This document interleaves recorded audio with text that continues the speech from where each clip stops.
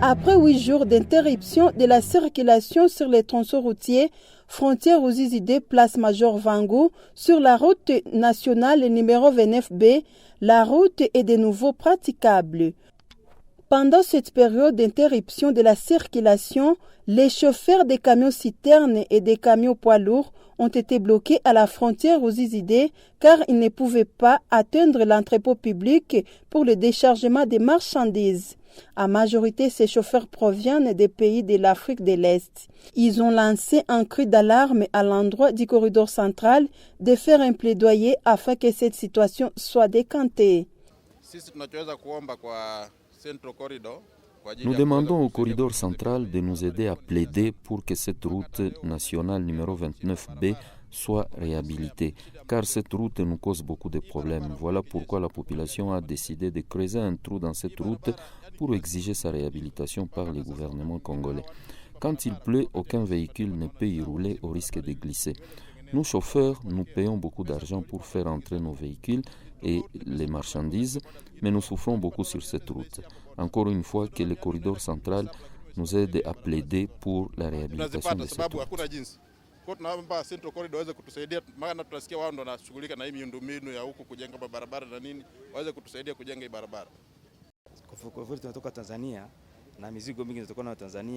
Nous venons de la Tanzanie. Notre grande demande est que le gouvernement de la République démocratique du Congo réhabilite cette route car elle nous cause beaucoup de problèmes. Nous voulons y rouler sans beaucoup de difficultés. Ça fait 2 semaines que nous sommes bloqués ici à la frontière sans aucune assistance. Nous avons déjà beaucoup dépensé pour notre survie depuis que la route est coupée. Que le corridor central plaide pour que cette route soit réhabilitée.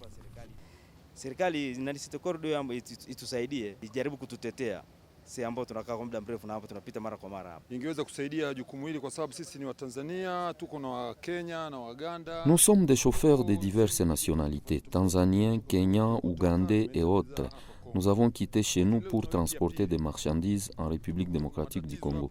Mais ça fait 2 semaines que nous sommes bloqués ici à la frontière parce que la route est coupée.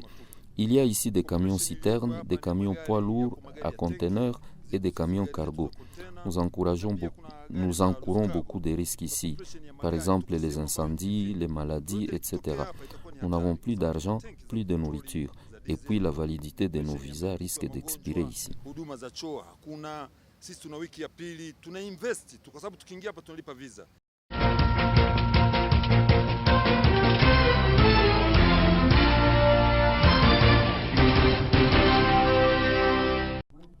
Nous avons interrogé un habitant riverain de la route nationale numéro 29B et multinationale qui pense que le corridor central ne devrait pas seulement s'occuper de la route nationale numéro 5 et du chemin de fer Uvinza-Msongati, République démocratique du Congo. Ces derniers recommandent à l'agence de facilitation du transport de transit du corridor central de plaider aussi pour la réhabilitation de la route nationale numéro 29B car cette route facilite les échanges commerciaux entre les pays de la région de Grand Lac et de l'Afrique de l'Est. Et donc j'en apprécie l'importance sur le plan économique et même stratégique au niveau de la ville de Bukavu. Il s'agit d'une route effectivement qui constitue la voie principale d'entrée des véhicules poids lourds lorsque nous réalisons des importations au départ de l'étranger pour la ville de Bukavu. C'est comme actuellement on voit beaucoup de véhicules transportant du carburant qui sont actuellement bloqués parce que le mauvais état de la route ne permet pas à ce que ce véhicule puisse atteindre les lieux d'entreposage, ce qui crée actuellement une pénurie au niveau des stations. Effectivement, étant donné les démarches déjà suffisamment avancées en vue du financement d'autres infrastructures dans le cadre du corridor central, il serait extrêmement important qu'au niveau du corridor central et même du gouvernement de la RDC, une attention toute particulière soit attachée à cette route qui relie la frontière Ruzizi au reste de la ville, étant donné donc son importance purement stratégique pour l'économie de cette ville.